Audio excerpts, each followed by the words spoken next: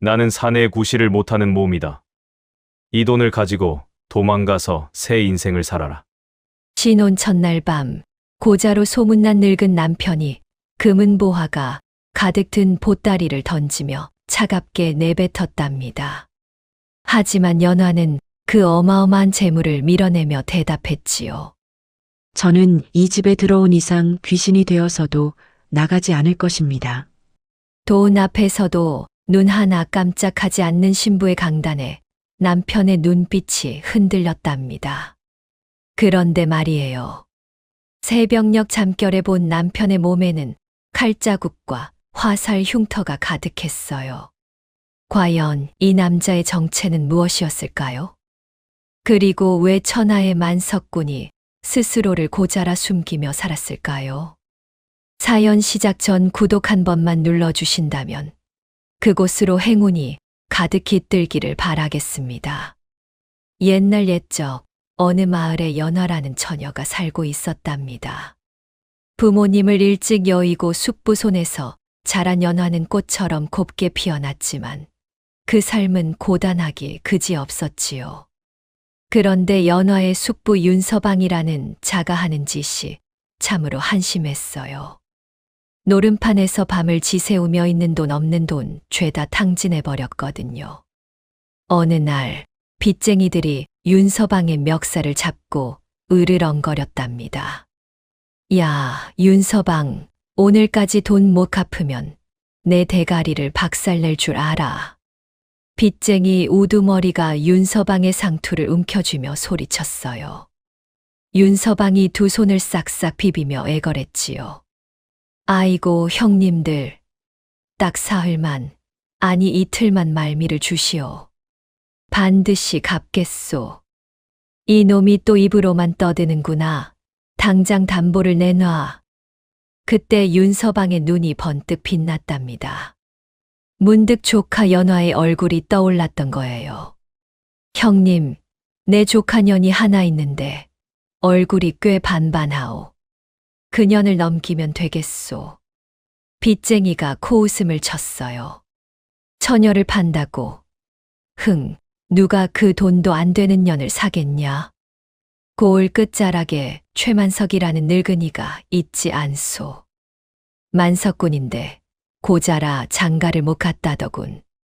그 영감탱이한테 팔면 돈 좀 되지 않겠소. 빚쟁이가 턱을 쓸며 생각하더니 고개를 끄덕였답니다. 좋아. 그럼 그 돈으로 빚을 갚아라. 사흘 안에 안 되면 내 목숨은 없는 줄 알아. 그렇게 해서 연화의 운명이 결정되어 버렸지요. 참으로 기가 막힌 일이었어요. 윤서방이 집에 돌아와 연화를 불러 세웠답니다. 연화야, 네가 시집을 가게 됐다. 연화가 눈을 동그랗게 뜨며 물었어요. 시집이요? 갑자기 무슨 말씀이세요, 숙부님? 최만석이라는 양반이 널 며느리로 달란다. 내일 당장 혼례를 치른다. 연화의 얼굴이 새하얗게 질렸답니다. 최만석이라면 고을 끝에 사는 그 늙은 영감님 말씀이세요? 사람들이 고자라고 수군거리는. 닥쳐. 내년이 뭘 안다고 주둥이야. 윤서방이 버럭 소리를 질렀어요. 연화가 치마폭을 움켜쥐며 애원했지요. 숙부님, 제발 다시 생각해 주세요. 어떻게 저를 송장 같은 늙은이에게. 인연이 끝까지. 윤서방이 손바닥을 번쩍 들어 올렸답니다. 연화는 뺨을 맞고 마루 아래로 나동그라졌어요. 내년 덕에 내가 목숨을 건졌으니 고맙게 여겨라. 내일 가마 타고 가서 잘 먹고 잘 살아. 윤서방이 침을 뱉고 방으로 들어가 버렸답니다. 다음 날 마을 우물가에는 수군거리는 소리가 가득했어요. 아이고, 저 꽃 같은 처녀가 돈 때문에 팔려간다며. 그러게 말이야. 송장 같은 늙은이한테 시집 간다니. 불쌍해서 어쩌나. 숙부라는 작자가 사람이 아니야, 사람이. 연화는 하얀 저고리를 입고 부모님 위패 앞에 무릎을 꿇었답니다. 눈물이 뺨을 타고 흘러내렸지요. 아버지, 어머니, 불효자식이 오늘 이 집을 떠납니다. 부디 저승에서 편히 쉬세요. 연화가 이마를 바닥에 대고 절을 올렸어요.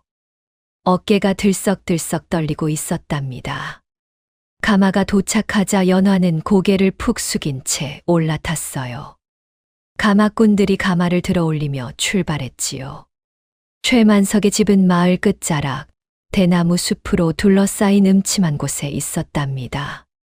대낮인데도 사람의 발길이 끊겨 스산한 기운이 감돌았어요. 혼례청에 들어선 연화는 고개를 들어 신랑을 바라보았답니다. 그런데 이게 웬일이에요? 최만석이라는 영감은 한쪽 다리를 심하게 절뚝거리며 나타났는데 눈에 초점이 엎고 입가에는 침이 질질 흘러내리고 있었지요. 허허, 신부가 왔구먼. 예쁘네, 예뻐. 최만석이 흐물흐물한 목소리로 중얼거렸어요. 영락없이 모자란 사람처럼 보였답니다. 하객들이 수군거렸지요. 저런 병신한테 저 처자가 시집을 오다니. 돈이면 다 되는 세상이야. 쯧쯧. 윤서방이 최만석에게서 두둑한 돈주머니를 받아들며 낄낄거렸어요. 대감님, 우리 연화 잘 부탁드리오. 아, 참, 한 번 판 물건은 반품이 안 되는 거 아시지요? 연화는 모멸감에 입술을 깨물었답니다. 피가 배어 나오는 것도 모르고 말이에요. 밤이 깊어 신방에 들었지요. 연화는 방 한 구석에 쭈그리고 앉아 떨고 있었답니다. 그런데 이상한 일이 벌어졌어요. 낮에 그렇게 멍청해 보이던 최만석이 방문을 닫자마자 표정이 싹 바뀌었거든요. 굽었던 허리가 쭉 펴지고 흐리멍덩하던 눈빛이 매처럼 날카로워졌답니다. 최만석이 방문과 창문을 꼼꼼히 걸어 잠그며 낮은 목소리로 말했어요. 겁먹지 마라. 너를 해치려는 게 아니니까. 연화가 화들짝 놀라 눈을 치켜떴지요. 대감님? 아까와 전혀 다르신데. 최만석이 대답 대신 장롱 깊숙한 곳을 뜯어냈답니다. 먼지 쌓인 묵직한 보따리를 꺼내 방바닥에 툭 던졌어요. 보따리가 풀리자 눈이 부시도록 번쩍이는 것들이 쏟아져 나왔지요. 관인이 찍힌 금괴와 은전들이었답니다. 연화는 그 엄청난 재물에 숨이 턱 막혔어요. 이게 다 뭐예요? 최만석이 차갑게 말했답니다. 나는 사내 구실을 못하는 몸이다. 이 돈을 가지고 비싼 오솔길로 도망가거라. 신분을 세탁하고 새 인생을 살아. 연화가 멍하니 금괴를 바라보았어요. 잠시 마음이 흔들렸지요. 하지만 연화는 고개를 저었답니다. 지금 나가면 산짐승에게 물려 죽거나 도적대에게 잡힐 거예요. 아니면 독이 오른 숙부가 저를 찾아내 죽일지도 모르고요. 연화가 보따리를 다시 묶어 윗목으로 밀어놓았어요. 저는 이 집에 들어온 귀신이 되겠습니다. 최만석이 눈을 가늘게 떴답니다. 돈을 보고도 움직이지 않는 이 여인의 강단에 속으로 놀랐지요. 하지만 최만석은 의심을 거두지 않았어요. 머리맡에 지팡이를 두고 연화에게 등을 돌린 채 누웠답니다. 연화는 아랫목 구석에 웅크려 앉아 뜬 눈으로 밤을 지새웠지요. 새벽녘이 되었을 때였어요. 최만석이 악몽을 꾸는지 식은땀을 흘리며 끙끙 앓는 소리가 들렸답니다. 연화가 조심스럽게 다가가 수건으로 땀을 닦아 주었어요. 그때 최만석의 옷깃 사이로 무언가가 보였지요. 칼에 베인 자국, 화살에 뚫린 흉터가 온몸에 가득했답니다. 연화는 숨을 삼켰어요. 이분은 단순한 장사치가 아니야. 똥이틀 무렵 최만석이 눈을 떴답니다. 연화가 도망가지 않고 옆에 앉아 있는 것을 보고 복잡한 표정을 지었지요. 하지만 최만석은 아무 말 없이 다시 허리를 굽히고 다리를 절뚝거리며 방문을 나섰답니다. 멍청한 늙은이의 모습으로 돌아간 거예요. 연화는 그 뒷모습을 바라보며 생각했지요. 이 집에는 분명 숨겨진 비밀이 있어. 그로부터 보름이 흘렀답니다. 연화는 안방마님으로서 흉가 같던 집안을 쓸고 닦아 생기를 불어넣었어요. 먼지가 수북이 쌓인 마루를 걸레질하고 거미줄이 늘어진 처마 밑을 깨끗이 털어냈지요. 곰팡내 나던 최만석의 옷가지들을 햇볕에 널어 말리니 집안 분위기가 사뭇 달라졌답니다. 밥은 또 뭘 해놨어? 최만석이 상을 받으며 툴툴거렸어요. 하지만 연화가 차려놓은 밥상을 한술 뜨더니 눈이 살짝 커지는 게 보였지요. 연화가 조심스럽게 물었답니다. 입에 맞으세요? 맞긴 뭐가 맞아. 간이 좀 싱거워.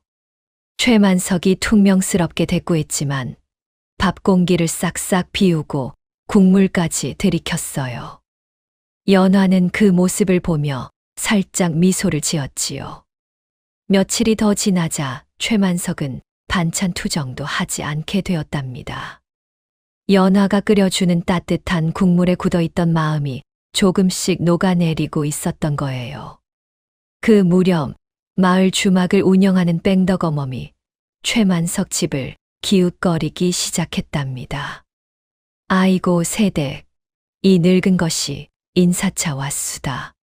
뺑덕어멈이 대문 앞에서 목청을 높였어요. 연화가 마당으로 나와 맞이했지요. 어머, 어쩐 일이세요? 세댁이 시집 온 지 보름이 넘었는데 얼굴 한 번 못 봤잖수. 우리 동네 풍습이 그래요. 세댁 얼굴은 꼭 봐야 한다니까. 뺑덕어멈이 눈을 이리저리 굴리며 집안 구석구석을 살폈답니다. 호기심이 가득한 눈빛이었지요. 연화가 방으로 안내하며 물었어요. 차라도 한 잔 드릴까요? 아이고, 그러면 고맙지. 근데 세댁 살림이 참 야무지구먼. 이 집이 이렇게 깨끗해진 건 처음 보는 것 같아.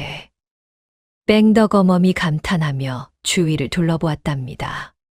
그나저나 세댁 영감님은 어떠셔? 밤에 별 탈 없으시고.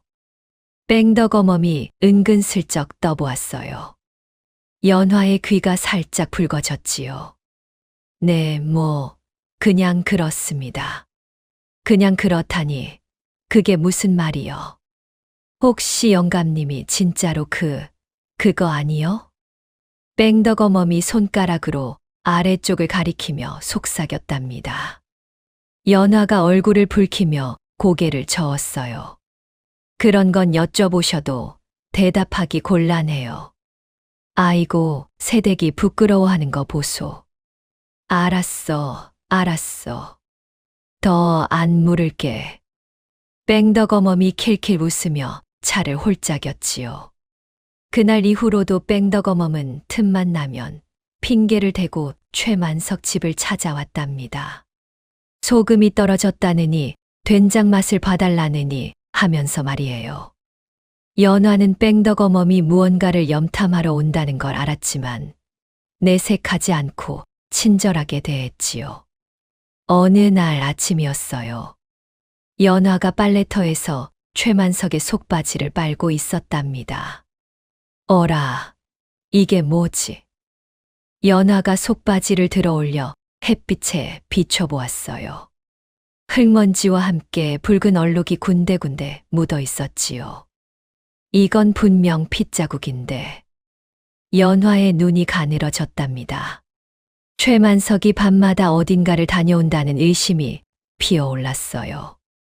그날 밤 연화는 잠을 청하는 척하며 눈을 가늘게 뜨고 최만석을 지켜보았지요. 한밤중이 되자 최만석이 살금살금 자리에서 일어났답니다. 그리고는 소리 없이 방문을 열고 밖으로 나갔어요. 연화가 조심스럽게 뒤를 밟았지요. 뒷마당 대나무 숲에서 이상한 소리가 들려왔답니다. 슉, 슉. 바람을 가르는 소리였어요. 연화가 대나무 사이로 몰래 들여다보았지요. 그리고는 입을 틀어 막았답니다. 달빛 아래 최만석이 서 있었어요. 낮에 보던 굽은 허리에 늙은이가 아니었지요. 허리를 꼿꼿이 세운 최만석이 지팡이를 검처럼 휘두르고 있었답니다. 그 움직임이 어찌나 날렵하던지 맹수가 사냥감을 덮치는 것 같았어요. 저게 정말 우리 영감님이야? 연화가 두 눈을 비벼보았지요. 최만석이 무거운 돌덩이를 가볍게 들어 올렸다가 내려놓았답니다. 굳어가는 근육을 푸는 듯 했어요. 연화는 너무 놀라 뒤로 물러서다가 마른 나뭇가지를 밟고 말았지요. 뚝. 최만석의 고개가 번개처럼 돌아갔답니다. 연화는 후다닥 방으로 뛰어들어가 이불을 뒤집어 쓰고 가슴을 쓸어내렸어요. 심장이 미친 듯이 뛰고 있었지요. 꿈이야, 분명 꿈일 거야. 내가 헛것을 본 게 틀림없어. 연화가 스스로를 다독이며 눈을 질끈 감았답니다. 며칠 뒤 해가 중천에 떠 있을 무렵이었어요. 대문 밖에서 고함 소리가 들려왔지요. 야, 이 집에 사람 없어. 쾅쾅쾅. 누군가가 대문을 발로 걷어차고 있었답니다.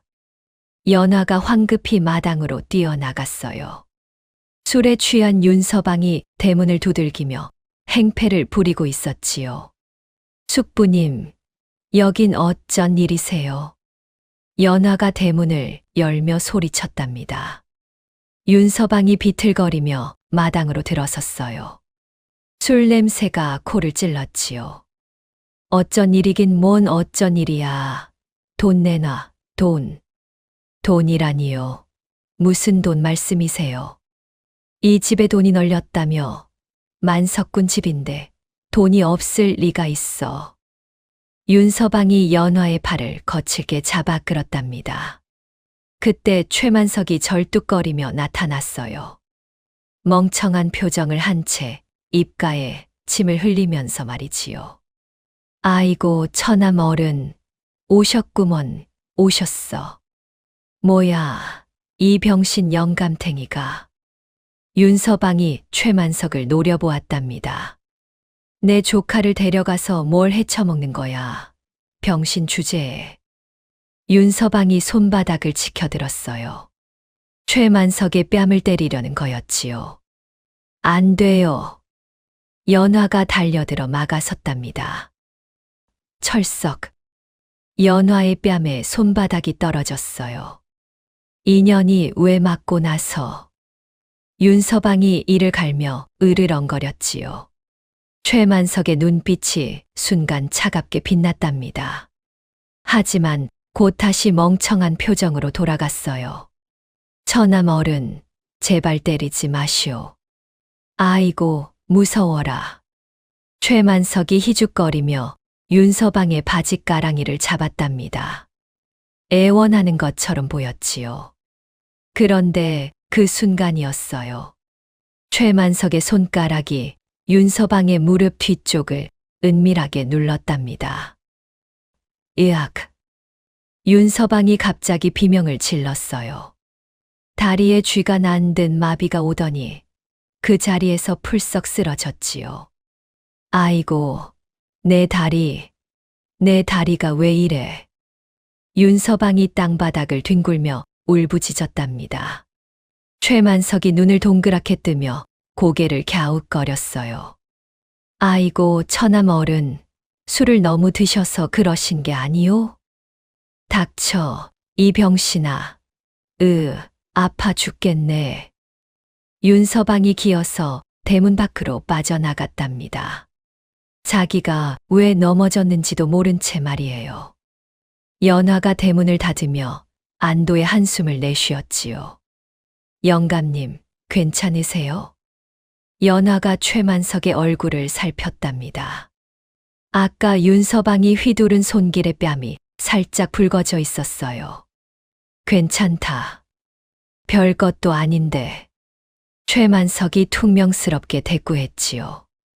연화의 눈에 눈물이 그렁그렁 맺혔답니다. 숙부님한테 그렇게 모욕을 당하시면서도 저 때문에 참으신 거죠. 무슨 소리야. 난 그냥 겁이 나서 빌빌댄 것뿐이야. 최만석이 고개를 돌렸어요. 하지만 연화는 알았답니다. 남편이 자신을 지키기 위해 치욕을 감내했다는 것을 말이에요. 영감님. 연화가 손수건을 꺼내 최만석의 붉어진 뺨을 조심스럽게 눌러주었지요.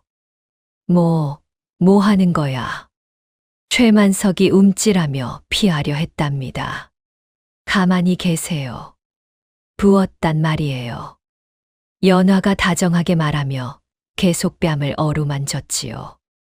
최만석의 굳은 표정이 조금씩 풀렸답니다. 이 여인의 진심 어린 손길의 마음의 벽이 허물어지는 것 같았어요. 그날 밤이었지요. 두 사람은 한 이불을 덮고 나란히 누웠답니다. 연화가 조심스럽게 입을 열었어요. 영감님, 저는 알아요. 뭘 안다는 거야. 영감님이 평범한 분이 아니라는 거요. 최만석이 몸을 굳혔답니다. 연화가 말을 이었지요. 빨래에서 핏자국을 봤어요. 그리고 밤마다 어디를 다녀오시는지도 알아요. 하지만 묻지 않을게요. 영감님이 말씀해 주실 때까지 기다릴게요. 연화가 최만석의 손을 살며시 잡았답니다. 저는 이 집에 들어온 이상 영감님의 사람이에요. 어떤 비밀이 있어도 저는 영감님 편이에요. 최만석이 천장을 바라보며 한참을 침묵했지요. 그리고 낮게 중얼거렸답니다. 바보 같은 년. 하지만 그 목소리에는 따스함이 묻어 있었어요. 최만석이 연화의 손을 꼭 쥐었답니다. 말하지 않아도 통하는 무언가가 두 사람 사이에 흐르고 있었지요. 연화는 남편의 거친 손바닥에서 전해지는 온기를 느끼며 눈을 감았답니다. 그 순간 연화는 깨달았어요. 이 사람을 믿어도 되겠구나. 이 사람은 나를 지켜줄 사람이구나. 창밖으로 반달이 두 사람을 내려다보고 있었답니다. 싸늘하던 신방에 따스한 온기가 감돌기 시작했지요. 계절이 바뀌어 찬 바람이 불기 시작할 무렵이었답니다. 나무잎이 하나둘 떨어지고 아침 저녁으로 서리가 내리기 시작했지요. 그 사이 윤서방은 최만석 집에서 쫓겨난 앙심을 품고 이를 바득바득 앓고 있었어요. 그 병신 영감탱이한테 당하다니 분하다, 분해. 윤서방이 주막에서 술을 퍼마시며 투덜거렸답니다. 그때 옆자리에 앉아있던 사내가 귀를 쫑긋 세웠어요. 관아의 이방이었지요. 윤서방, 무슨 좋은 수라도 있소. 이방이 능글맞은 웃음을 지으며 다가왔답니다. 윤서방이 눈을 번뜩이며 이방을 쳐다보았어요. 이방 날이 잘 됐소. 사실 그 최만석이란 늙은이 집에 돈이 산더미처럼 쌓여 있다오. 오호, 그게 정말이오? 이방의 눈이 탐욕으로 빛났지요. 윤서방이 목소리를 낮추며 속삭였답니다. 그뿐이 아니오. 내가 보기에 그 돈이 예사 돈이 아닌 것 같소. 혹시 역적의 자금이 아닐까 싶소이다. 역적의 자금이라.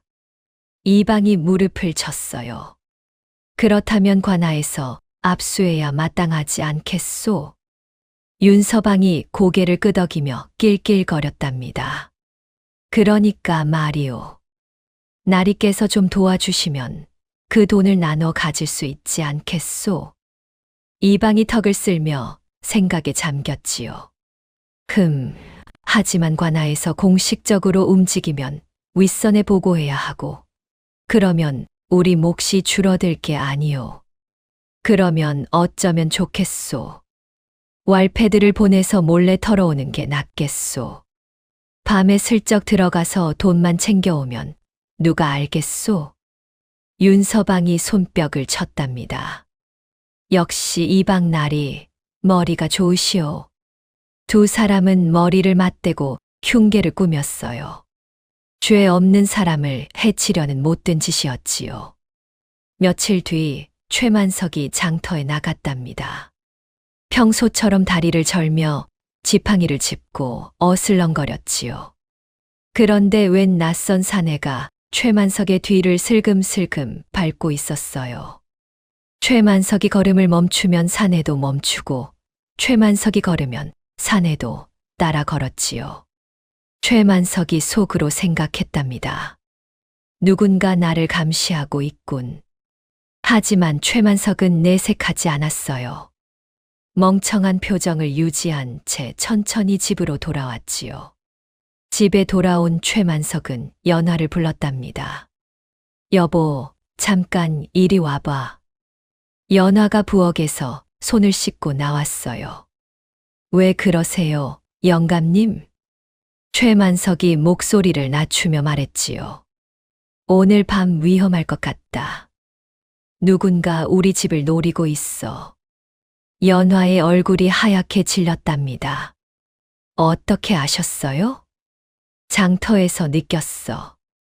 나를 따라오는 놈이 있었거든. 최만석이 집안 구석구석을 살피며 말을 이었어요. 오늘 밤은 건넌방 벽장 속에 숨어 있어. 무슨 일이 있어도 절대 나오지 마. 하지만 영감님은요? 연화가 걱정스러운 눈으로 물었지요. 최만석이 씩 웃었답니다. 걱정 마. 내가 알아서 할 테니까. 연화는 불안했지만 고개를 끄덕였어요. 남편을 믿기로 한 이상 그 말을 따르기로 했지요. 해가 지고 어둠이 내려앉았답니다. 최만석은 미리 준비해둔 함정과 도주 경로를 다시 한번 점검했어요. 마당 곳곳에 밟으면 소리가 나는 마른 나뭇가지를 깔아두고 방 안에는 지팡이 외에도 쓸만한 물건들을 손닿는 곳에 배치해 두었지요. 연화는 건넌방 벽장 속에 몸을 숨기고 숨을 죽였답니다. 심장이 쿵쾅쿵쾅 뛰었어요. 자정 무렵이었지요. 담장 너머에서 인기척이 들렸답니다. 스르륵 스르륵. 복면을 쓴 사내들이 담장을 타고 넘어왔어요. 왈패들이었지요. 조용히 해. 들키면 안 돼. 우두머리가 손짓으로 신호를 보냈답니다. 왈패들이 살금살금 마당을 가로질렀어요. 그런데 한 놈이 최만석이 깔아둔 마른 나뭇가지를 밟고 말았지요. 뚝, 뚝뚝. 이런, 누가 밟은 거야. 우두머리가 인상을 찌푸렸답니다. 최만석이 안방에서 그 소리를 들었어요. 입꼬리가 살짝 올라갔지요. 왔군. 최만석이 안방에 불을 끄고 어둠 속에 몸을 숨겼답니다. 왈패들이 안방 앞에 모여들었어요. 여기다. 문 부숴. 우두머리의 명령에 왈패 하나가 발로 문을 걷어찼지요. 쾅. 방문이 부서지며 열렸답니다. 돈 내놔. 이 늙은이. 왈패들이 우르르 방 안으로 뛰어들었어요. 하지만 칠흑 같은 어둠 속에서 아무것도 보이지 않았지요. 뭐야, 불 좀 켜. 어디 갔어, 그 늙은이. 왈패들이 우왕좌왕하는 그 순간이었답니다. 아이고, 사람 살려. 도둑이야. 최만석의 비명소리가 방 안 어딘가에서 들려왔어요. 저기다. 왈패 하나가 소리가 난 쪽으로 달려들었지요. 퍽. 둔탁한 소리와 함께 그 왈패가 비명을 지르며 쓰러졌답니다. 으악, 내 정강이. 뭐야, 왜 그래? 다른 왈패가 동료에게 다가가려는 순간 어둠 속에서 무언가가 날아왔어요. 퍽, 퍽, 컥. 왈패 둘이 연달아 쓰러졌지요. 최만석이 지팡이를 휘두르며 놈들의 급소를 정확하게 가격하고 있었답니다. 하지만 어둠 속이라 왈패들은 공격이 어디서 날아오는지 전혀 알 수 없었어요. 귀신이다. 왈패 하나가 공포에 질려 소리쳤지요. 아이고, 무서워라. 제발 살려주시오. 최만석이 일부러 겁에 질린 목소리로 외치며 방 안을 휘저었답니다. 그 사이 최만석의 지팡이는 어둠 속에서 춤을 추듯 움직였어요. 놈들의 무릎을, 팔꿈치를, 목덜미를 정확하게 가격했지요. 도망쳐. 우두머리가 소리쳤답니다. 왈패들이 허겁지겁 도망치려 했지만 이미 절반 이상이 바닥에 나뒹굴고 있었어요. 최만석이 마지막 남은 우두머리의 뒷덜미를 낚아챘지요. 어딜 도망가려고. 차갑게 내뱉는 그 목소리에 우두머리가 몸을 부르르 떨었답니다. 살려주시오. 우리는 시킨 대로 했을 뿐이오. 누가 시켰지? 이방날이요. 윤서방이란 자와 짜고 우리를 보냈소. 최만석의 눈이 차갑게 빛났어요. 그래, 잘 알았다. 퍽. 우두머리의 목덜미에 손날이 떨어지고 그대로 기절해버렸답니다. 최만석이 기절한 왈패들을 하나씩 끌어모아 짐짝처럼 묶었어요. 그리고는 대문 밖에 내다 버렸지요. 집 안으로 돌아온 최만석은 헝클어진 머리와 옷매무새를 다듬었답니다. 방 안에 요강을 일부러 엎어놓고 이불을 마구 헝클어뜨려 겁에 질려 난동을 피운 것처럼 현장을 꾸몄어요. 이 정도면 되겠군. 최만석이 만족스러운 표정을 지었지요. 그때 벽장에서 작은 소리가 들렸답니다. 영감님, 끝난 거예요. 연화에 떨리는 목소리였어요. 최만석이 건넌방으로 가서 벽장 문을 열었지요. 연화가 새하얗게 질린 얼굴로 웅크리고 있었답니다. 괜찮아. 다 끝났어. 최만석이 손을 내밀었어요. 연화가 그 손을 잡고 벽장에서 나왔지요. 온몸이 사시나무 떨듯 떨리고 있었답니다. 무슨 소리가 그렇게 나서 겁이 나 죽는 줄 알았어요. 걱정 끼쳐서 미안해. 최만석이 연화를 품에 안았어요. 연화가 최만석의 가슴에 얼굴을 묻으며 흐느꼈지요. 정말 무서웠어요. 영감님한테 무슨 일이 생기면 어쩌나 싶어서. 바보 같은 년. 내가 그까짓 것들한테 당할 줄 알아? 최만석이 연화의 머리를 쓰다듬으며 말했답니다. 연화가 고개를 들어 방 안을 둘러보았어요. 그런데 바닥에 부러진 칼 조각이 떨어져 있는 게 보였지요. 저건 연화가 칼 조각을 집어들었답니다. 분명 왈패들이 들고 왔던 칼의 일부였어요. 연화가 멀쩡한 최만석의 모습과 부러진 칼 조각을 번갈아 보았지요. 영감님, 설마.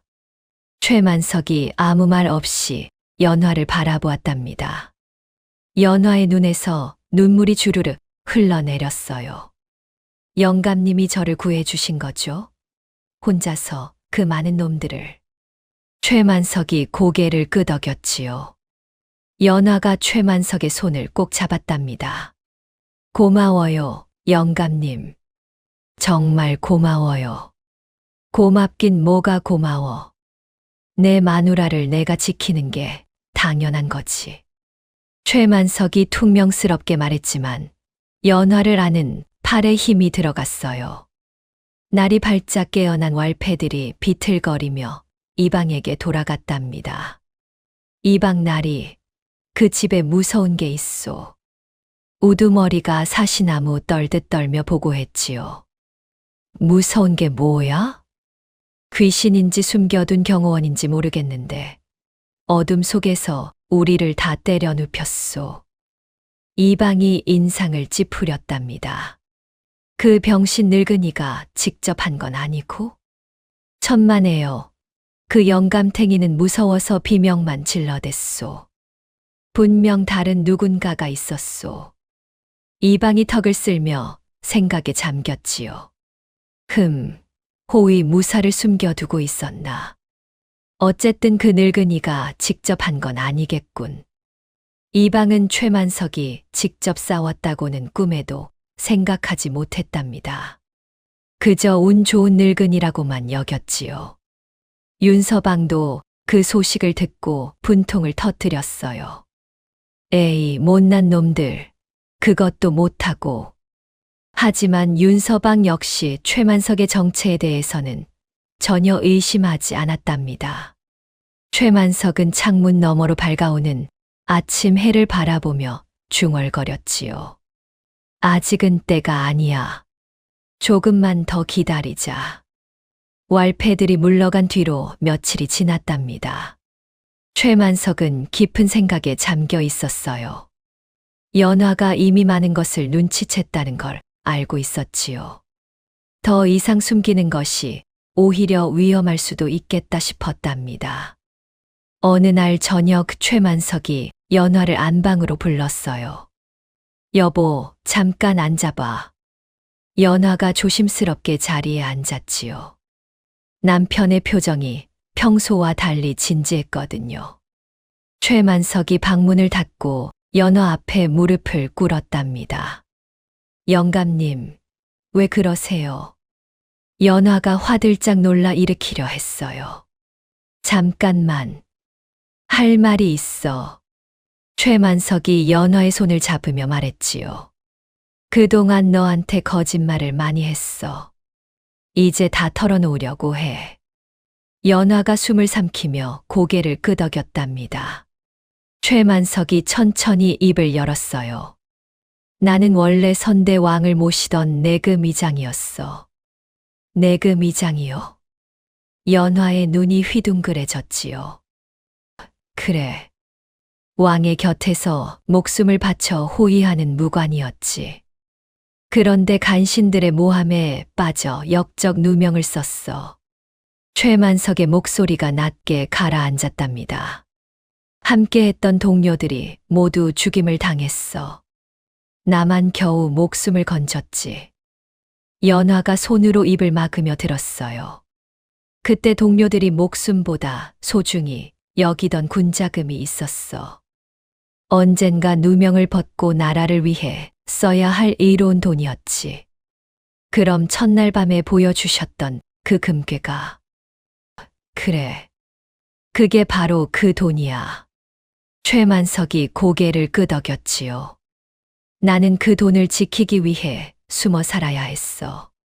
적들의 눈을 피하려고 고자 행세를 하고 병신 흉내를 냈던 거야. 연화의 눈에서 눈물이 흘러내렸답니다. 그렇게 힘드셨구나. 혼자서 그 무거운 짐을 지고. 첫날 밤에 너한테 돈을 주며 도망가라고 한 것도 사실은. 최만석이 말을 멈추고 한숨을 쉬었어요.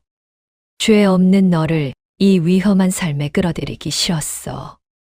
그래서 차라리 도망가서 새 인생을 살라고 한 거야. 연화가 고개를 저으며 최만석의 손을 꼭 잡았지요. 저는 안 갔잖아요. 그리고 앞으로도 안 갈 거예요. 알아. 네가 그날 도망가지 않았을 때 솔직히 놀랐어. 최만석이 쓸쓸하게 웃었답니다. 그 많은 돈을 보고도 움직이지 않는 년이 있을 줄은 몰랐거든. 돈보다 사람이 중요한 거 아니겠어요? 연화가 눈물을 훔치며 말했어요. 최만석이 연화의 두 손을 꼭 쥐었지요.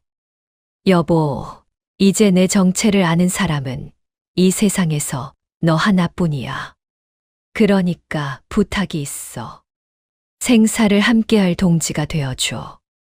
연화가 잠시 말없이 최만석을 바라보았답니다. 그리고는 환하게 웃으며 대답했어요. 제 목숨이 다하는 날까지 영감님을 따르겠습니다. 최만석의 눈가가 촉촉해졌지요. 평생 혼자서 짊어지던 짐을 함께 나눌 사람이 생긴 거였어요. 고맙다, 여보. 고맙긴요. 부부가 서로 믿는 게 당연한 거지. 연화가 최만석의 거친 손을 잡아 일으켰답니다. 두 사람이 마주보고 섰어요. 촛불이 흔들리며 두 사람의 그림자를 벽에 드리웠지요. 최만석이 연화의 얼굴을 가만히 들여다보았답니다. 처음 만났을 때는 그저 불쌍한 처녀라고만 생각했는데 지금은 달랐어요. 여보. 네. 나는 고자가 아니야. 연화의 얼굴이 순간 붉어졌지요. 최만석이 조심스럽게 연화의 옷고름에 손을 가져갔답니다. 그동안 참았던 게 있어. 너를 속이고 있다는 생각에 차마 손을 댈 수가 없었거든. 연화가 고개를 숙이며 속삭였어요. 저도 알아요. 영감님이 일부러 피하셨다는 거. 이제 더 이상 숨길 게 없으니까. 최만석이 연화의 옷고름을 천천히 풀었답니다. 연화가 부끄러워 고개를 돌리려 했지만 최만석이 턱을 잡고 돌렸어요. 도망가지 마. 내 마누라잖아. 연화가 살며시 눈을 감았지요.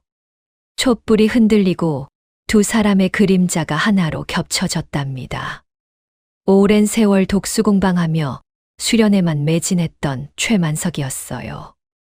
억눌러왔던 마음이 한꺼번에 터져 나왔지요. 연화도 처음에는 수줍어했지만 이내 남편의 품에 안겼답니다.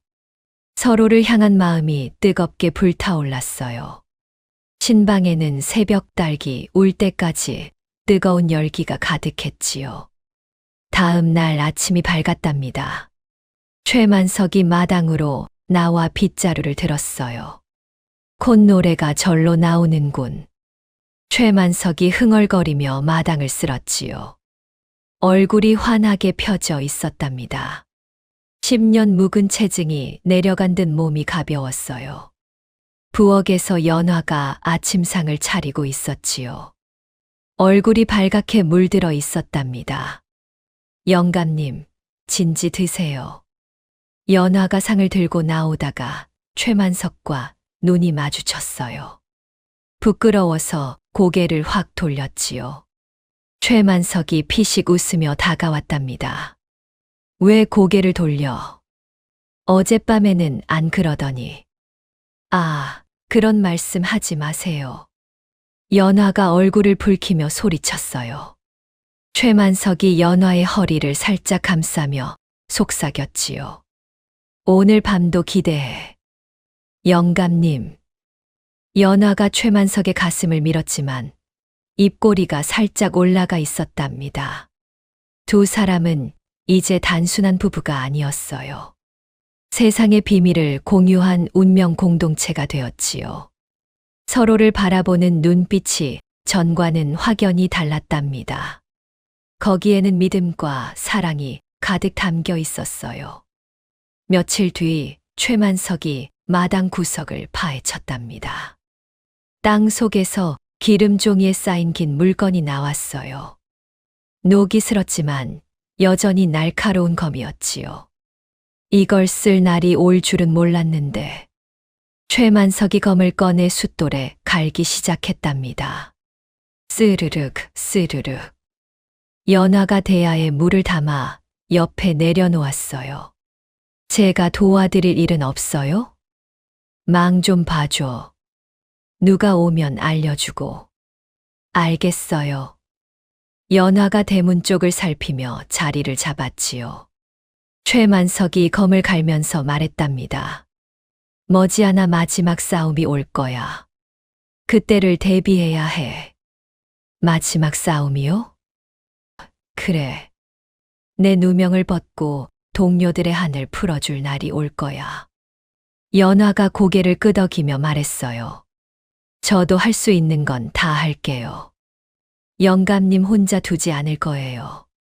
최만석이 잠시 손을 멈추고 연화를 바라보았지요. 고마워, 여보. 고맙긴요. 부부니까요. 연화가 환하게 웃었답니다. 그 뒤로 최만석은 밤마다 무예를 연마했어요. 연화는 망을 봐주거나 땀을 닦아주며 완벽한 내조를 했지요. 행복한 나날이 이어졌답니다. 어느 날 저녁 최만석이 심상치 않은 표정으로 방에 들어왔어요. 여보, 좋은 소식이 있어. 연화가 눈을 빛내며 물었지요. 무슨 소식이에요? 최만석이 품에서 서찰 한 통을 꺼냈답니다. 한양의 옛 동료한테서 온 거야. 뭐라고 써 있어요? 최만석이 서찰을 펴며 읽었어요. 결정적인 증거를 찾았다고 해. 내 누명을 벗겨줄 증거 말이야. 곧 사람을 보내 전해주겠다고 했어. 연화가 두 손을 모으며 기뻐했지요. 정말이에요. 그럼 이제 다 끝나는 거예요. 그래. 조금만 더 기다리면 돼. 최만석이 연화의 손을 잡으며 말했답니다. 그동안 고생 많았어. 이제 곧 떳떳하게 살 수 있을 거야. 연화의 눈에서 눈물이 흘러내렸어요. 저는 지금도 충분히 행복해요. 영감님 곁에 있는 것만으로도요. 최만석이 연화를 품에 안았지요. 나도 그래. 네가 있어서 여기까지 버틸 수 있었어. 두 사람은 한참 동안 서로를 안고 있었답니다. 창밖으로 보름달이 환하게 빛나고 있었어요. 고난의 끝이 보이는 것 같았지요. 하지만 세상 일이란 뜻대로 되지 않는 법이랍니다. 두 사람을 노리는 자들이 더 빨리 움직이고 있다는 걸 아직 모르고 있었지요. 시간이 흘러봄이 무르익을 무렵이었답니다. 따스한 햇살이 내리쬐고 산과 들에는 꽃들이 만발했지요. 최만석 집 마당에도 변화가 찾아왔어요. 죽은 줄 알았던 석류나무의 붉은 꽃이 활짝 피어났거든요. 어머, 이 나무가 살아있었네. 연화가 석류나무 앞에 서서 감탄했답니다. 최만석이 다가와 나무를 올려다보며 말했지요. 이 나무는 내가 이 집에 처음 왔을 때 심은 거야. 10년 넘게 꽃 한 송이 피운 적이 없었는데. 그런데 올해 갑자기 이렇게 꽃이 피다니 신기해요. 연화가 붉은 꽃잎을 손끝으로 어루만졌어요. 좋은 징조겠지. 최만석이 고개를 끄덕이며 미소 지었답니다. 그럴 거야. 분명 좋은 일이 생길 거야. 그 무렵 연화는 밤마다 이상한 꿈을 꾸었어요. 커다란 용 한 마리가 하늘에서 내려와 연화의 치마폭으로 들어오는 꿈이었지요. 또 그 꿈을 꿨어요. 연화가 아침에 일어나 최만석에게 말했답니다. 용꿈, 또. 네, 벌써 사흘째예요. 황금빛 용이 제 품으로 쏙 들어오더라고요. 최만석의 눈이 반짝였어요. 그거 혹시. 하지만 최만석은 말을 아꼈지요. 아직 확실하지 않은 일이니까요. 며칠 뒤 아침이었답니다. 연화가 아침상을 차리다가 갑자기 생선 냄새에 헛구역질을 했어요. 연화가 입을 막고 부엌 밖으로 뛰쳐나갔지요. 최만석이 황급히 따라 나왔답니다. 여보, 괜찮아? 연화가 담장에 기대어 숨을 몰아쉬었어요. 모르겠어요. 갑자기 속이 뒤집히더라고요. 어디 아픈 거 아니야? 의원을 불러야겠어. 최만석이 걱정스러운 눈으로 연화를 살폈지요. 얼마 뒤 마을 의원이 찾아왔답니다. 백발이 성성한 노인이었어요. 의원이 연화의 손목에 손가락을 대고 맥을 짚었지요. 의원이 고개를 끄덕이더니 수염을 쓸며 말했답니다. 축하드리오. 부인께서 아이를 가지셨소. 뭐라고요? 연화가 눈을 동그랗게 떴어요. 아이라니요. 정말이에요. 틀림없소. 석 달쯤 된 것 같구려. 최만석이 그 자리에서 벌떡 일어났답니다. 얼굴에 기쁨이 가득 번졌지요. 아이라니, 내 아이가 생겼다고. 최만석이 연화의 손을 덥석 잡았어요. 여보, 들었어? 우리 아이야. 연화의 눈에서 눈물이 주르륵 흘러내렸답니다. 영감님, 정말이래요. 우리 아기가 생겼대요. 두 사람이 서로 얼싸안고 기뻐했지요. 의원이 흐뭇하게 웃으며 말했답니다. 첫 아이시니 몸조리 잘하시오. 입덧이 심할 테니 기름진 음식은 피하시고요. 최만석이 의원에게 푸짐한 사례비를 건넸어요. 고맙소, 의원 어른. 그런데 한 가지 부탁이 있소. 무엇이요? 최만석이 목소리를 낮추며 말했지요. 이 일을 아무한테도 말하지 말아주시오. 제발요. 의원이 고개를 갸웃거렸답니다. 아이가 생긴 건 경사인데 왜 숨기려 하시오? 사정이 있소. 부탁이요. 최만석이 간곡하게 말했어요. 의원이 고개를 끄덕였지요. 알겠소. 내 입은 무덤이요. 의원이 돌아가고 나서 최만석이 한숨을 내쉬었답니다. 휴, 다행이다. 연화가 걱정스러운 눈으로 물었어요. 왜 숨기려고 하세요? 아이가 생긴 건 좋은 일인데. 여보, 생각해봐. 온 마을 사람들이 나를 뭐라고 알고 있어. 연화가 순간 아차 싶었지요. 고자. 그래. 고자인 내 집에서 아이가 생겼다고 소문이 나면 어떻게 되겠어. 연화의 얼굴이 새파랗게 질렸답니다. 사람들이 제가 바람을 피웠다고 생각하겠네요. 그렇지. 그러니까 당분간은 비밀로 해야 해. 최만석이 연화의 손을 꼭 잡으며 말했어요. 한양에서 소식이 오면 모든 게 해결될 거야. 그때까지만 참자. 연화가 고개를 끄덕였지요. 알겠어요, 영감님. 하지만 세상에 비밀이란 게 어디 있겠어요. 의원 어른이 그날 저녁 주막에 들렀답니다.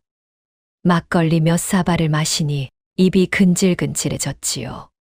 아, 그건 비밀인데. 의원이 혼잣말처럼 중얼거렸어요. 주모 뺑덕어멈이 귀를 쫑긋 세웠답니다. 뭐가 비밀이라고요? 의원 어른. 아, 아니야. 아무것도 아니야. 의원이 손을 내저었지만 뺑덕어멈이 놓칠 리 없었지요. 에이, 저한테만 살짝 알려주세요.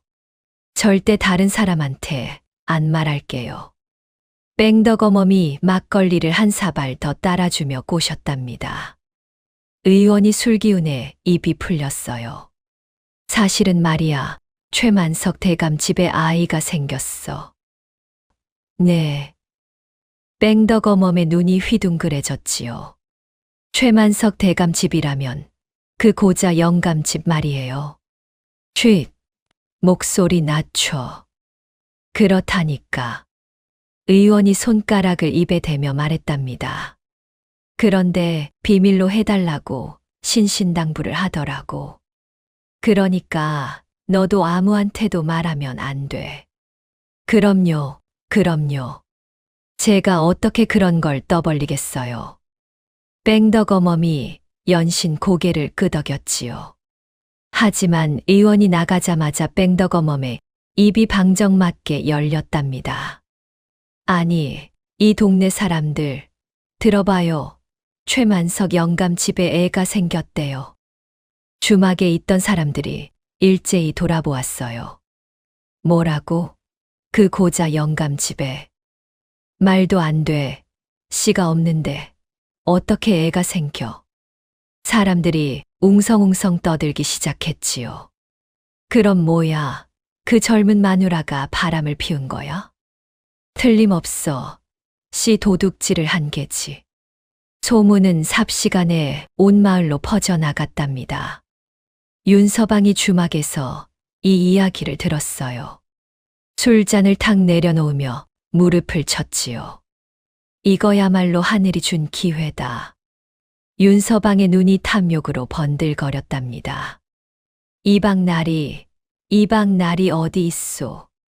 윤서방이 헐레벌떡 이방을 찾아갔어요. 이방이 귀찮은 듯 눈을 치켜떴지요. 또 뭐야? 좋은 소식이요. 최만석 영감 집에 아이가 생겼다는데 그게 간통의 증거 아니겠소? 이방의 눈이 반짝 빛났답니다. 오호, 그래. 내 조카년이 간통을 저질렀으니 관하로 잡아들여야 하지 않겠소? 윤서방이 능글맞게 웃으며 말했어요. 그리고 성공하면 최만석 영감 재산을 반씩 나누기로 하셨잖소. 이방이 턱을 쓸며 생각에 잠겼지요. 이번에는 확실한 명분이 있으니 관하에서 공식적으로 움직일 수 있겠군. 그렇지요. 이번에야말로 그 영감탱이를 끝장낼 수 있소. 두 사람이 머리를 맞대고 흉계를 꾸몄답니다. 그 무렵 최만석은 한양에서 온 비밀 전령을 만났어요.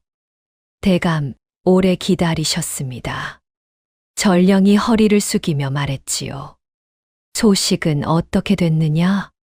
최만석이 급하게 물었답니다. 왕의 밀서와 복권 교지가 준비되었습니다. 며칠 내로 암행어사가 직접 가지고 내려올 것입니다. 최만석의 얼굴에 희색이 돌았어요. 그래, 드디어. 조금만 더 버티십시오, 대감. 곧 모든 것이 해결될 것입니다. 전령이 사라지고 나서 최만석이 연화에게 달려갔답니다. 여보, 좋은 소식이야. 연화가 눈을 빛내며 물었지요. 무슨 소식이에요? 며칠 내로 암행어사가 온대. 내 누명을 벗겨줄 교지를 가지고 말이야. 연화가 두 손을 모으며 기뻐했어요. 정말이에요. 그럼 이제 다 끝나는 거예요. 그래. 조금만 더 참으면 돼. 최만석이 연화의 손을 꼭 잡으며 말했답니다. 어떤 일이 있어도 당황하지 마. 내가 다 지켜줄 테니까. 연화가 고개를 끄덕였지요. 믿을게요, 영감님. 하지만 탐욕의 눈이 먼 이방과 윤서방은 교지가 도착하기 전에 일을 끝내버리려고 서둘렀답니다. 며칠 뒤 아침이었어요. 뺑덕어멈이 헐레벌떡 최만석 집으로 뛰어왔지요. 세댁, 큰일 났어요. 연화가 대문을 열며 물었답니다. 무슨 일이에요? 뺑덕어멈이 숨을 헐떡이며 말했어요. 관아 포졸들이 온대요. 세댁을 잡으러 온다고. 연화의 얼굴이 새파랗게 질렸지요. 뭐라고요? 간통죄로 잡아간다고 해요. 어서 도망가요. 뺑덕어멈이 연화의 팔을 잡아 끌었답니다. 하지만 이미 늦었어요. 대문 밖에서 웅성거리는 소리가 들려왔지요. 이 집이다. 에워싸라. 포졸들이 집을 둘러싸고 있었답니다. 최만석이 마당으로 뛰어나왔어요. 여보. 연화가 최만석의 품에 안기며 떨었지요. 영감님, 어떡해요? 최만석이 마루 밑에 숨겨둔 검을 생각했답니다. 하지만 지금 무력을 쓰면 오히려 역적으로 몰릴 수 있었어요. 최만석이 연화의 손을 꼭 잡으며 말했지요. 우리는 죄가 없어. 당당히 맞서자. 쾅. 대문이 부서지며 열렸답니다. 포졸들이 우르르 몰려들어왔어요. 간통을 저지른 죄인을 잡으러 왔다. 포졸 우두머리가 소리쳤지요. 연화에게 오랏줄이 들이대지며 긴장감이 최고조로 치달았답니다. 포졸들이 연화의 팔을 거칠게 잡아 끌었답니다. 인연이 간통한 죄인이다. 끌어내라. 연화가 비명을 지르며 버둥거렸지요. 놓으세요. 저는 죄가 없어요. 닥쳐. 고자 집에서 아이가 생겼는데 죄가 없다고? 포졸이 연화의 머리채를 움켜쥐며 소리쳤어요. 최만석이 달려들어 포졸을 밀쳐냈답니다. 이놈들, 내 마누라한테 손대지 마라. 그러자 다른 포졸들이 몽둥이를 들고 최만석을 에워쌌지요. 이 늙은이가 관아 포졸을 밀치다니. 너도 끌어가라. 포졸들이 최만석의 팔을 비틀어 잡았답니다. 최만석이 이를 악물었지만 아직은 참아야 했어요. 지금 싸우면 정말로 역적이 되어버릴 테니까요. 그때 뒤에서 익숙한 목소리가 들려왔답니다. 아이고 조카야, 네가 어쩌다 이런 짓을 저질렀니? 윤서방이 포졸들 뒤에서 나타났어요. 입꼬리가 실룩거리며 웃음을 참고 있었지요. 숙부님, 연화가 눈을 부릅떴답니다. 이게 다 숙부님이 꾸민 짓이죠. 뭔 소리야. 네가 바람을 피워놓고 나한테 뒤집어 씌우려고? 윤서방이 능청스럽게 손사래를 쳤어요. 우리 가문의 수치다. 저런 년을 당장 관하로 끌어가라. 윤서방이 구경꾼들을 향해 소리쳤지요. 마을 사람들이 웅성웅성 모여들었답니다. 저런, 젊은 년이 별짓을 다 하네. 고자 영감 불쌍하게 됐구먼. 사람들이 수군거렸어요. 연화가 억울함에 눈물을 흘리며 외쳤지요. 저는 바람 안 피웠어요. 이 아이는 우리 영감님 아이예요. 뻔뻔하기도 하지. 고자가 어떻게 아이를 만들어. 윤서방이 비웃으며 말했답니다. 끌어가, 어서 끌어가라고. 포졸들이 연화와 최만석에게 오랏줄을 씌웠어요. 두 사람은 묶인 채 관하로 끌려갔지요. 길가에 나온 마을 사람들이 손가락질을 하며 욕설을 퍼부었답니다. 음탕한 년, 창피한 줄 알아라. 누군가가 연화에게 오물을 던졌어요. 연화의 저고리에 더러운 것이 튀었지요. 연화가 고개를 숙이고 이를 악물었답니다. 최만석이 이를 보며 주먹을 불끈 쥐었어요. 조금만 참아, 여보. 조금만. 최만석이 낮게 속삭였지요. 관아 마당에 도착하니 형틀이 이미 설치되어 있었답니다. 사또가 높은 자리에 앉아 엄한 표정으로 내려다보고 있었어요. 죄인을 데려왔습니다. 포졸이 두 사람을 마당 한가운데 꿇어앉혔지요. 사또가 부채로 탁자를 내리치며 소리쳤답니다. 내 인연 유부녀의 몸으로 간통을 저질렀으니 그 죄가 10,000번 죽어 마땅하다. 연화가 고개를 들어 사또를 똑바로 바라보았어요. 저는 죄가 없습니다. 사또 나리. 죄가 없다고. 고자의 집에서 아이가 생겼는데 그게 무슨 소리냐? 사또가 버럭 소리를 질렀지요. 연화가 당당하게 대답했답니다. 제 뱃속의 아이는 최만석 대감님의 핏줄입니다. 저는 결코 다른 사내를 가까이 한 적 없습니다. 뻔뻔하구나. 천하가 다 아는 고자가 어떻게 아이를 만든단 말이냐? 사또가 코웃음을 쳤어요. 그때 이방이 앞으로 나서며 능글맞은 표정을 지었답니다.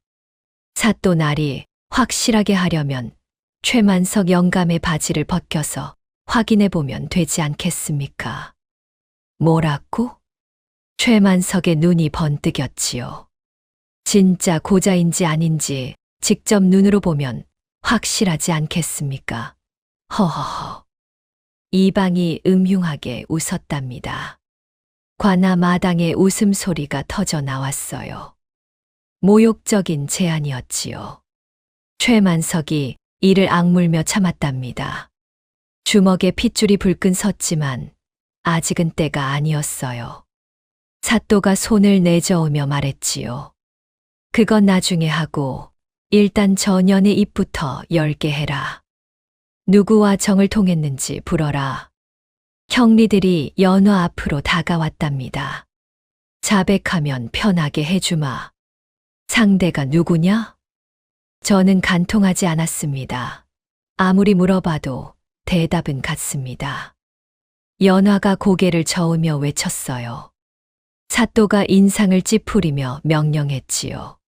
전연이 끝까지 입을 열지 않으니 주리를 틀어라. 예. 형리들이 연화의 다리 사이에 몽둥이를 끼우려 했답니다. 연화가 눈을 질끈 감으며 비명을 질렀어요. 으아. 멈춰라. 최만석이 버럭 소리를 질렀지요. 만삭의 몸에 주리를 틀면 아이가 다친다. 제발 그만둬라. 사또가 콧방귀를 뀌었답니다. 간통으로 생긴 아이가 뭐가 대수냐? 계속해라. 형리들이 다시 몽둥이를 끼우려 했어요. 연화가 고통에 몸을 뒤틀며 울부짖었지요. 안 돼, 제발.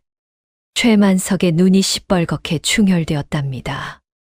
묶인 팔에 힘이 들어가기 시작했어요. 그때 윤서방이 연화의 귀에 대고 속삭였지요. 조카야, 괜히 버티지 말고 빨리 자백해. 그리고 최만석 영감 재산 포기하는 각서에 지장만 찍으면 살려줄게. 연화가 고개를 돌려 윤서방을 노려보았답니다. 숙부님, 사람이 어떻게 이럴 수 있어요? 인연이 끝까지. 윤서방이 손을 치켜들었어요. 때려라. 전연이 정신을 못 차리니 때려서라도 자백을 받아내야지. 형리가 곤장을 들어 올렸답니다. 연화가 눈을 질끈 감았지요. 퍽. 곤장이 연화의 등을 내리쳤어요. 으악. 연화가 비명을 지르며 앞으로 쓰러졌답니다. 퍽. 퍽. 퍽. 곤장이 연달아 떨어졌지요. 연화의 입에서 신음이 새어 나왔어요. 최만석의 눈에서 눈물이 흘러내렸답니다. 묶인 오랏줄이 팽팽하게 당겨졌어요. 그만해. 제발 그만해. 최만석이 울부짖었지요. 내 마누라를 건드리면 너희들 모두 목숨을 부지하지 못할 것이다. 사또가 코웃음을 쳤답니다. 늙은이가 헛소리를 하는구나. 뭘 믿고 저런 허세를 부리는 거냐? 허세가 아니다. 나는.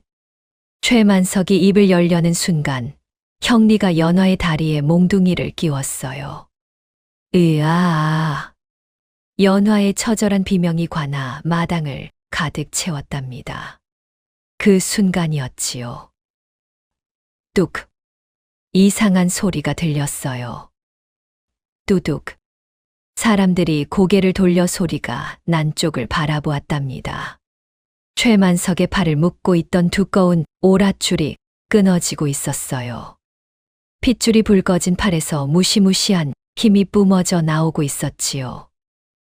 투둑. 오랏줄이 완전히 끊어졌답니다. 뭐야. 포졸들이 기겁하며 뒤로 물러섰어요. 최만석이 천천히 일어섰지요. 굽었던 허리가 쭉 펴지고 흐리멍덩하던 눈빛이 매처럼 날카로워졌답니다. 감히 내 마누라를 건드려. 낮고 서늘한 목소리였어요. 아까까지 병신 흉내를 내던 늙은이와는 완전히 다른 사람 같았지요. 최만석이 순식간에 형리들에게 달려들었답니다. 주먹이 허공을 가르자 형리 둘이 나가 떨어졌어요. 으악. 크악. 형리들이 비명을 지르며 쓰러졌지요. 최만석이 연화의 다리에 끼워진 몽둥이를 뽑아냈답니다. 그리고 연화를 품에 안아 일으켰어요. 여보, 괜찮아? 영감님. 연화가 힘없이 최만석의 품에 기댔지요. 사또가 벌떡 일어나며 소리쳤답니다. 저놈이 미쳤다. 당장 저놈을 잡아라. 포졸들이 창을 들고 달려들었어요. 최만석이 연화를 조심스럽게 내려놓고 돌아섰지요. 덤벼라. 차갑게 내뱉는 그 한마디에 포졸들의 발이 멈춰버렸답니다. 관아 마당에 팽팽한 긴장감이 감돌았어요. 최만석이 부러진 형틀 나무 토막을 집어들었답니다. 그리고 포졸들을 향해 천천히 걸어갔지요. 물러서라, 물러서라고. 포졸 우두머리가 창을 겨누며 소리쳤어요. 하지만 목소리가 떨리고 있었답니다. 최만석이 씩 웃었지요. 겁이 나면 도망가라. 목숨만은 살려주마. 이놈이. 포졸 하나가 창을 들고 달려들었어요. 최만석이 나무 토막으로 창대를 쳐냈답니다. 창이 허공으로 튕겨 나갔지요. 퍽. 최만석의 손날이 포졸의 목덜미를 내리쳤어요. 포졸이 눈을 희번덕거리며 쓰러졌답니다. 다음은 누구냐? 최만석이 차갑게 물었지요. 포졸들이 서로 눈치를 보며 주춤거렸어요. 뭘 하느냐? 저놈 하나 잡지 못하고. 사또가 발을 동동 구르며 소리쳤답니다. 모두 한꺼번에 덤벼라. 저놈을 죽여라. 포졸들이 이를 악물고 우르르 달려들었지요. 최만석이 짐승처럼 움직이기 시작했답니다. 나무 토막이 허공에서 춤을 추었어요. 퍽, 퍽, 퍽. 둔탁한 소리와 함께 포졸들이 하나둘 쓰러져 갔지요. 으악, 살려줘. 비명소리가 관아 마당을 가득 채웠답니다. 최만석은 늙고 병든 노인이 아니었어요. 일당백의 무위를 지닌 천하의 고수였지요. 창을 들고 덤비는 놈은 창대를 쳐서 무장해제시키고 몽둥이를 휘두르는 놈은 손목을 꺾어 무릎 꿇렸답니다. 귀신이다. 포졸 하나가 공포에 질려 도망쳤어요. 최만석이 순식간에 관아 마당을 평정했답니다. 수십 명의 포졸들이 바닥에 나뒹굴고 있었지요. 최만석이 사또 앞으로 걸어갔어요. 사또가 사시나무 떨듯 떨며 뒤로 물러섰답니다. 오지 마라. 나는 사또다. 사또가 허리에서 칼을 뽑아들었지요. 최만석이 코웃음을 쳤어요. 그 칼로 뭘 하려고? 최만석이 손을 뻗어 사또의 칼을 낚아챘답니다. 칼이 허공으로 날아가 기둥에 박혔지요. 히익. 사또가 비명을 지르며 주저앉았어요. 이방이 슬금슬금 뒷문 쪽으로 도망치려 했답니다. 최만석이 발밑에 돌멩이를 집어 던졌지요. 퍽. 돌멩이가 이방의 뒤통수에 명중했어요. 으악. 이방이 앞으로 꼬꾸라졌답니다. 윤서방은 이미 담장을 넘어 도망치고 있었지요. 하지만 마당에 있던 뺑덕어멈이 발을 쏙 내밀었답니다. 어이쿠. 윤서방이 발에 걸려 나동그라졌어요. 이년이 왜 발을 걸어? 에잉, 미안해요. 실수로 그랬네. 뺑덕어멈이 시치미를 뚝대며 말했지요. 포졸들이 윤서방을 붙잡아 끌어왔답니다. 최만석이 사또의 멱살을 움켜쥐며 으르렁거렸어요. 죄 없는 내 마누라를 고문하고 만삭의 몸에 곤장을 치다니. 내 놈은 죽어 마땅하다. 살려주시오. 저는 시키는 대로 했을 뿐이오. 사또가 두 손을 싹싹 비비며 애걸했지요. 누가 시켰느냐? 이방과 윤서방이 모든 걸 꾸몄소. 저는 몰랐소. 사또가 손가락으로 이방과 윤서방을 가리켰답니다. 바로 그때였어요. 암행어사 출두야. 우렁찬 목소리가 관아 대문을 뚫고 들어왔지요. 사람들이 일제히 고개를 돌렸답니다. 대문이 활짝 열리며 역졸들이 우르르 쏟아져 들어왔어요. 그 선두에 어사화를 꽂은 젊은 관리가 서 있었지요. 성은이 망극하옵니다. 역졸들이 일제히 외쳤답니다. 암행어사가 관아 마당을 둘러보며 최만석에게 다가왔어요. 그리고는 정중히 허리를 숙였지요. 대감, 오래 기다리셨습니다. 어사가 직접 오다니. 고생이 많았구나. 최만석이 고개를 끄덕이며 말했답니다. 암행어사가 품에서 두루마리를 꺼냈어요. 황금빛 비단에 쌓인 것이었지요. 왕께서 내리신 복권 교지와 내금이장 임명장입니다. 암행어사가 두루마리를 펼쳐 높이 들어올렸답니다. 최만석은 선대왕을 모신 충신이었으나 간신들의 모함에 빠져 억울한 누명을 썼도다.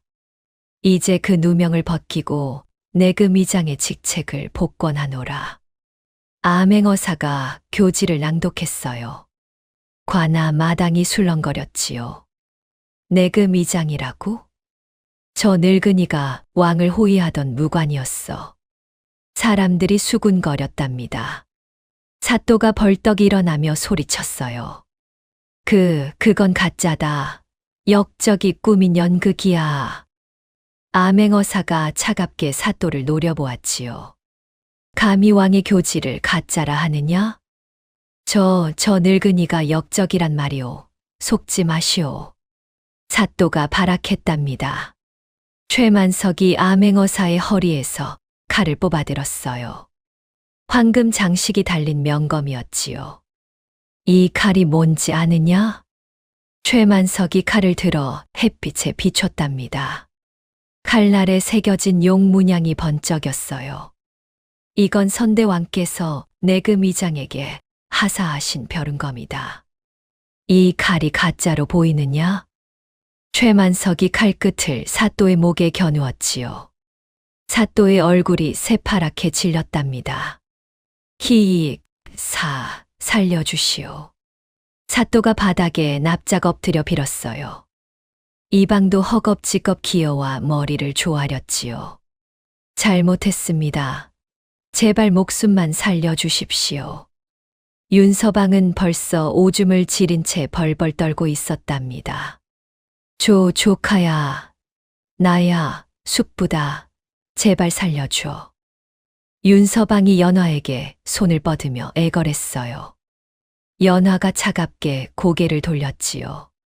저는 숙부님 같은 분 몰라요.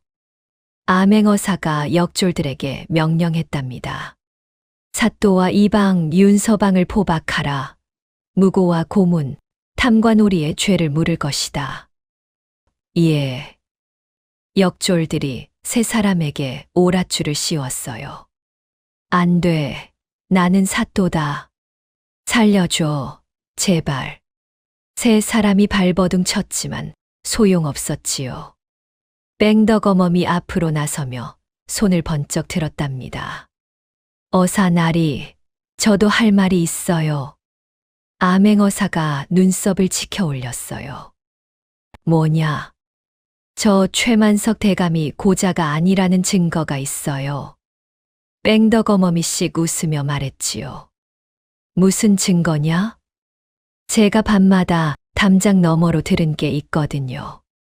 뺑덕어멈이 헛기침을 하고는 목소리를 높였답니다. 그 집 지붕이 밤마다 들썩거렸어요. 제가 80해를 살았어도 저런 소리는 처음 들었다니까요. 관아 마당에 폭소가 터져 나왔어요.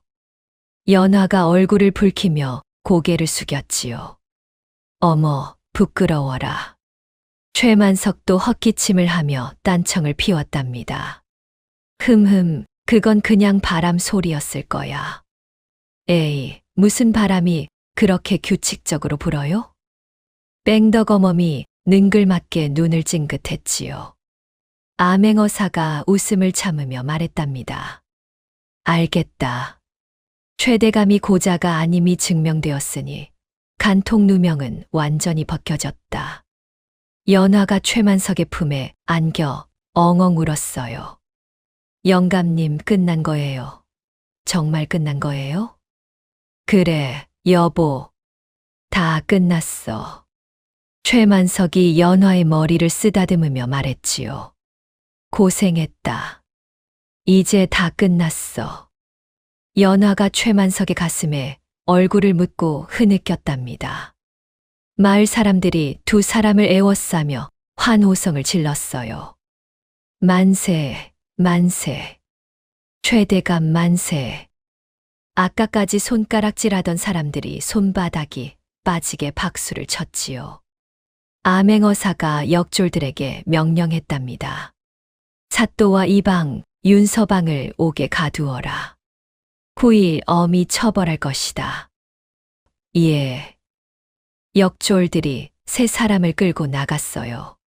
살려줘, 제발. 나는 억울해. 세 사람의 울부짖는 소리가 점점 멀어져 갔답니다. 최만석이 연화를 부축하며 관아 밖으로 나섰지요. 환한 햇살이 두 사람을 비추었어요. 최만석이 연화의 배를 어루만지며 말했답니다. 아가야, 들었느냐? 내 아비가 누구인지 이제 다 알겠지. 연화가 눈물을 훔치며 웃었어요. 영감님, 아기한테 무슨 소리를 하는 거예요? 내 아들이니까 다 알아듣지. 안 그러냐, 아가야? 최만석이 호탕하게 웃었지요. 두 사람이 나란히 걸어가는 뒷모습, 위로 따스한 봄볕이 쏟아져 내렸답니다. 시간이 흘러 이듬해 봄이 되었답니다. 최만석의 집에서 우렁찬 아기 울음소리가 터져 나왔지요. 응애, 응애. 산파가 환하게 웃으며 아기를 안아들었어요. 축하드립니다. 건강한 사내아이입니다. 최만석이 방문 앞에서 서성이다가 그 소리를 듣고 뛰어들어왔답니다. 사내아이라고? 내 아들이야? 그렇습니다, 대감. 보세요. 이 튼튼한 것 좀 보세요. 산파가 아기를 최만석에게 보여주었지요. 작고 붉은 얼굴에 주먹을 꼭 쥔 아기가 씩씩하게 울고 있었답니다. 최만석의 눈에서 눈물이 주르륵 흘러내렸어요. 내 아들. 내 아들이구나. 최만석이 떨리는 손으로 아기를 받아 안았지요. 연화가 땀에 젖은 얼굴로 힘없이 웃었답니다. 영감님, 아기 얼굴 좀 보여줘요. 최만석이 아기를 연화 곁에 눕혀주었어요. 여보, 고생했어. 정말 고생 많았어. 아기가 건강하게 태어났으니 됐어요. 연화가 아기의 볼을 어루만지며 말했지요. 이름은 뭘로 지을까요? 최만석이 창밖을 바라보았답니다. 마당에 석류나무의 붉은 꽃이 활짝 피어 있었어요. 석류처럼 붉은 단심을 가진 아이가 되라고 이름을 단이라 짓자. 단이. 좋은 이름이에요. 연화가 아기를 품에 안으며 속삭였지요. 우리 단이 아버지처럼 용감하고 어머니처럼 강한 아이가 되거라. 아기가 엄마 품에서 새근새근 잠이 들었답니다. 최만석이 마을 전체에 일주일 동안 잔치를 베풀었어요. 돼지를 잡고 술을 빚어 동네 사람들을 모두 불렀지요. 최대감 만세. 아드님 만세. 마을 사람들이 환호하며 축하했답니다. 뺑덕어멈이 술잔을 들이키며 말했어요. 아이고, 이제 보니까 최대감이 멀쩡한 양반이었네. 내가 눈이 있어도 귀머거리였구먼. 눈이 있어도 귀머거리가 뭔 소리야. 장님이라고 해야지. 옆에 있던 사람이 웃으며 받아쳤지요. 에이, 그게 그 말이지. 뺑덕어멈이 껄껄 웃으며 술을 더 마셨답니다. 며칠 뒤 윤서방과 이방, 사또에 대한 소식이 들려왔어요. 들으셨어요? 그 세 놈이 유배 가다가 산적을 만났대요. 뺑덕어멈이 헐레벌떡 뛰어와 전했지요. 산적을요? 연화가 눈을 동그랗게 떴답니다. 그래요. 옷이란 옷은 다 털리고 거지꼴이 되어서 유배지까지 걸어갔대요. 뺑덕어멈이 손뼉을 치며 좋아했어요. 천벌이지 천벌. 남의 조카를 팔아먹고 없는 죄를 뒤집어 씌운 벌을 받은 거야. 연화가 쓸쓸하게 웃었지요. 숙부님이 그렇게 됐군요. 최만석이 연화의 어깨를 감싸며 말했답니다. 불쌍하게 생각하지 마. 그 자는 자기가 저지른 짓에 대한 벌을 받은 거야. 알아요. 그래도 어렸을 때는 저를 키워주신 분이라서. 연화가 한숨을 쉬었어요. 이제 다 잊어버려. 우리는 앞만 보면 돼. 최만석이 다정하게 말했지요. 얼마 뒤 한양에서 전령이 찾아왔답니다. 대감 왕께서 한양으로 올라오시라 하셨습니다. 다시 벼슬을 내리시겠다고 합니다. 최만석이 잠시 생각에 잠겼어요. 연화가 걱정스러운 눈으로 물었지요. 영감님, 어떻게 하실 거예요? 최만석이 고개를 저으며 말했답니다. 아니, 안 가겠다고 전해라. 예, 왕께서 부르시는데요. 전령이 눈을 동그랗게 떴어요. 내 평생 나라를 위해 충성했으니 이제는 쉬고 싶다고 전해라. 처자식과 늙어가는 재미가 더 좋다고 말이야. 최만석이 씩 웃었지요. 전령이 어리둥절한 표정으로 돌아갔답니다. 연화가 최만석의 손을 잡으며 말했어요. 영감님 정말 괜찮으세요? 다시 벼슬을 하시면 좋잖아요. 난 이제 출세 같은 거 안 봐라. 너랑 단이랑 행복하게 사는 게 소원이야. 최만석이 연화의 이마에 입을 맞추었지요. 그게 내 마지막 소원이야. 연화의 눈에 눈물이 그렁그렁 맺혔답니다.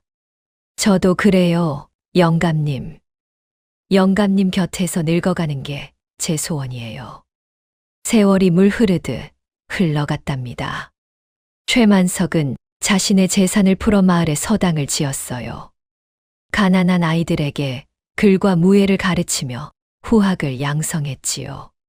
자, 오늘은 천자문을 배워보자. 최만석이 아이들 앞에서 붓을 들었답니다. 하늘천, 따지, 거물현, 누를황. 아이들이 우렁차게 따라 읽었어요. 연화는 마을의 안방마님이 되어 지혜롭게 집안을 이끌었지요. 흉년이 들면 곳간을 여러 군줄인 백성들에게 곡식을 나눠주었답니다. 세대 아니마님, 이 은혜를 어떻게 갚아야 할지 모르겠습니다. 마을 사람들이 눈물을 흘리며 절을 했어요. 갚을 것 없어요. 이웃끼리 돕고 사는 게 당연한 거지요. 연화가 환하게 웃으며 말했지요. 단이는 무럭무럭 자라 아버지를 쏙 빼닮은 청년이 되었답니다. 어깨가 떡 벌어지고 눈빛이 형형한 것이 최만석의 젊은 시절 그대로였어요. 아버지, 저 과거를 보러 한양에 가겠습니다. 단이가 허리를 숙여 절하며 말했지요. 최만석이 아들의 어깨를 두드리며 말했답니다. 가거라. 하지만 명심해라. 벼슬보다 중요한 건 사람의 도리다. 네, 아버지. 명심하겠습니다. 단이가 힘차게 대답했어요. 몇 달 뒤 한양에서 반가운 소식이 날아왔지요. 대감, 도련님이 과거에 급제하셨답니다. 전령이 헐레벌떡 뛰어와 전했답니다. 뭐라고? 우리 단이가? 최만석이 벌떡 일어섰어요. 그렇습니다. 무과에 장원 급제하셨습니다. 연화가 두 손을 모으며 눈물을 흘렸지요. 아이고, 우리 단이가 장원 급제라니. 마을 전체가 축제 분위기에 휩싸였답니다. 얼마 뒤 단이가 그 미환양했어요. 관복을 입고 말을 탄 모습이 참으로 늠름했지요. 아버지, 어머니, 다녀왔습니다. 단이가 말해서 내려 부모님께 큰절을 올렸답니다. 잘했다, 아들아. 잘했어. 최만석이 아들을 일으켜 세우며 눈물을 훔쳤어요. 어머니, 울지 마세요. 단이가 연화의 눈물을 닦아주었지요. 엄마가 기뻐서 그래. 우리 아들이 이렇게 훌륭하게 컸으니. 연화가 아들의 얼굴을 어루만지며 말했답니다. 세월이 더 흘러 최만석과 연화의 머리가 백발이 되었어요. 단이는 훌륭한 무관이 되어 나라를 지켰고 손주들도 여러 생겼지요. 어느 따스한 봄날 오후였답니다. 최만석과 연화가 마당의 평상에 나란히 앉아 있었어요. 손주들이 마당에서 뛰어놀고 있었지요. 할아버지, 저것 봐요. 꽃이 예뻐요. 막내 손주가 석류꽃을 가리키며 소리쳤답니다. 마당 한가운데 심었던 석류나무는 거목이 되어 붉은 열매를 주렁주렁 매달고 있었어요. 그래, 예쁘구나. 저 나무는 할아버지가 이 집에 처음 왔을 때 심은 거란다. 최만석이 손주의 머리를 쓰다듬으며 말했지요. 정말요? 그럼 엄청 오래된 나무네요. 그렇지. 할아버지만큼 늙은 나무야. 최만석이 껄껄 웃었답니다. 연화가 최만석의 손을 잡으며 말했어요. 영감님, 그때 생각나요? 그때라니. 제가 처음 이 집에 왔을 때요. 영감님이 돈 보따리를 주며 도망가라고 했잖아요. 연화가 깔깔 웃었지요. 최만석도 따라 웃으며 말했답니다. 그래, 생각나지. 그때 네가 그 돈을 들고 도망갔으면 어쩔 뻔했나.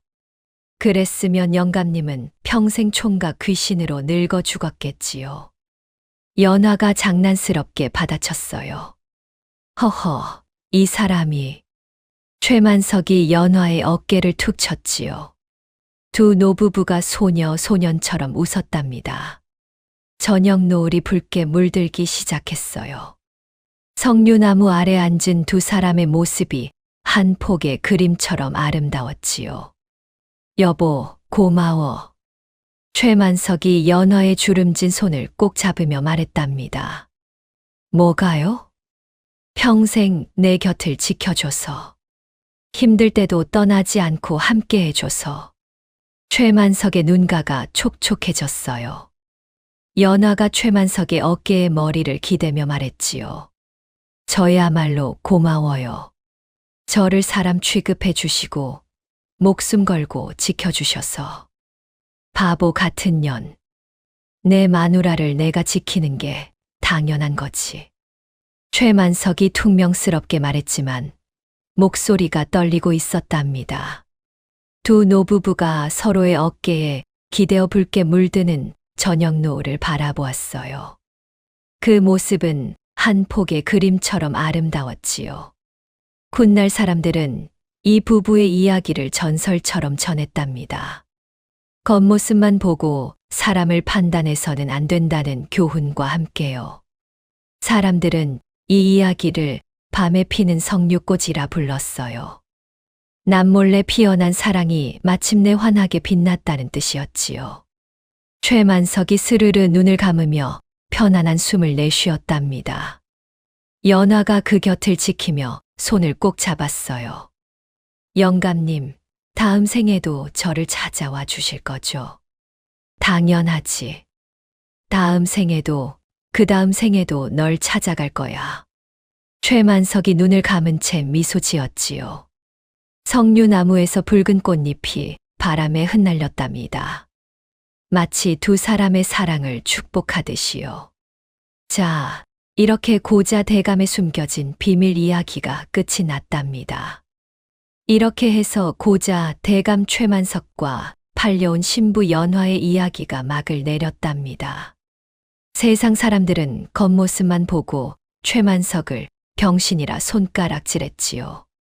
하지만 그 안에는 왕을 목숨 걸고 지키던 충신의 마음이 숨어 있었답니다. 연화 또한 돈에 팔려온 불쌍한 처녀에 불과했어요. 그런데 금은보화를 눈앞에 두고도 도망가지 않는 강단을 보여주었지요. 두 사람은 서로의 진심을 알아보았고 목숨을 걸고 서로를 지켜냈답니다. 신분도 나이도 세상의 손가락질도 그들의 사랑을 막지 못했어요. 결국 진심은 통하는 법이지요. 겉모습에 속지 말고 사람의 마음을 들여다보라는 교훈을 이 이야기는 전해주고 있답니다. 붉은 석류꽃처럼 남몰래 피어난 사랑이 마침내 환하게 빛났듯이 우리 모두의 삶에도 그런 순간이 찾아오기를 바랍니다. 오늘의 이야기가 당신의 마음에 작은 울림을 드렸다면 앞으로도 따뜻하고 행복한 이야기들로 찾아뵐 수 있도록 구독과 좋아요를 눌러주세요. 그리고 사연의 주인공을 위한 따뜻한 말씀도 댓글로 부탁드립니다. 당신의 오늘이 인생 최고의 하루가 되길 응원하겠습니다. 감사합니다.